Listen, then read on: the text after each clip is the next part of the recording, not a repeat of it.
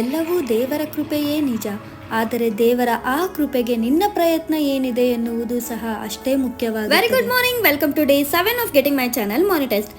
ಈಗೀಗ ಚಾನಲ್ನ ಗ್ರೋತ್ನ ನೋಡ್ತಾ ಇದ್ನಂದ್ರೆ ಯಾಕೋ ಸ್ವಲ್ಪ ನನ್ನ ಏಮ್ನ ರೀಚ್ ಆಗ್ತೀನಿ ಅನ್ನೋ ಕಾನ್ಫಿಡೆನ್ಸ್ ಬರ್ತಾ ಇದೆ. ಯಾಕಂದ್ರೆ ನಾನು ಸ್ಟಾರ್ಟ್ ಮಾಡಿದಾಗ ಇದು ಕೌಂಟ್ ಬಂದ್ಬಿಟ್ಟು, ಅಂದರೆ ಈ ಸೀರೀಸ್ನ ಸ್ಟಾರ್ಟ್ ಮಾಡಿದಾಗ ಸಬ್ಸ್ಕ್ರೈಬರ್ಸ್ ಕೌಂಟ್ ಬಂದ್ಬಿಟ್ಟು 316 ಇತ್ತು. ಆ್ಯಂಡ್ ಮೊನಿಟೈಸ್ ಆಗೋದಕ್ಕೆ ನನಗೆ ಬೇಕಾಗಿರೋದು 1000 ಸಬ್ಸ್ಕ್ರೈಬರ್ಸ್. ಹಾಗೆ ಮೊನಿಟೈಸೇಷನ್ಗೆ ಸಬ್ಸ್ಕ್ರೈಬರ್ಸ್ ಮಾತ್ರ ಇಂಪಾರ್ಟೆಂಟ್ ಆಗೋದಿಲ್ಲ, ಅದ್ರ ಜೊತೆಗೆ ನಾನು 4000 ಪಬ್ಲಿಕ್ ವಾಚ್ ಅವರ್ಸ್ನ ಮಾಡಬೇಕಾಗಿದೆ.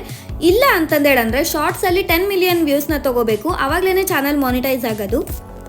ಪ್ರೆಸೆಂಟ್ ಕೌಂಟ್ನ ಕೊಡೋದಾಯಿತು ಅಂತಂದೇಳಂದ್ರೆ ಈಗ ಸದ್ಯಕ್ಕೆ ಸಬ್ಸ್ಕ್ರೈಬರ್ಸ್ ಬಂದ್ಬಿಟ್ಟು 332 ಸಬ್ಸ್ಕ್ರೈಬರ್ಸ್ ಆಗಿದೆ. ಆ್ಯಕ್ಚುಲಾಗಿ ಹೇಳಬೇಕು ಅಂದರೆ ಈ ಪ್ರೊಸೆಸ್ ನಿಜ ಅಷ್ಟು ಈಸಿ ಇಲ್ಲ. ಯಾಕಂದರೆ ಹೋಗಿ ಬಂದಿರೋ ಕಡೆ ಎಲ್ಲದ ಕ್ಲಿಪ್ಸ್ನು ಕೂಡ ತಗೋಬೇಕಾಗುತ್ತೆ, ಎಲ್ಲದನ್ನು ಫಿಲಮ್ ಮಾಡಬೇಕಾಗುತ್ತೆ.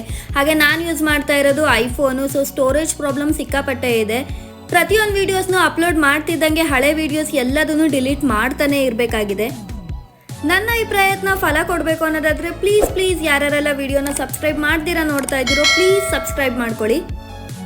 ಲೈಬ್ರರಿಯಿಂದ ನೆಕ್ಸ್ಟ್ ನಾನು ಊಟಕ್ಕೆ ಅಂದ್ಬಿಟ್ಟು ಮನೆಗೆ ಬಂದೆ.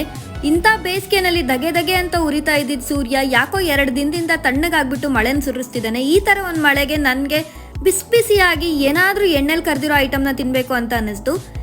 ಕಡಲೆ ಹಿಟ್ಟಿರಲಿಲ್ಲ, ಸೊ ಹಾಗಾಗಿ ಬೋಂಡಾ ಕ್ಯಾನ್ಸಲ್ ಆಗಿಬಿಟ್ಟು ಚಿಪ್ಸ್ನ ಮಾಡ್ಕೋತಾ ಇದ್ದೆ. ಇಂಡಿಯಾದಲ್ಲಿರುವಾಗ ಬೆಣ್ಣೆ ಕಾಯಿಸ್ಬಿಟ್ಟು ತುಪ್ಪ ಮಾಡಬೇಕಾದ್ರೆ ನನ್ನ ಅಜ್ಜಿ ಅದಕ್ಕೆ ಇಳೆದೆಲೆನ ಹಾಕೋರು.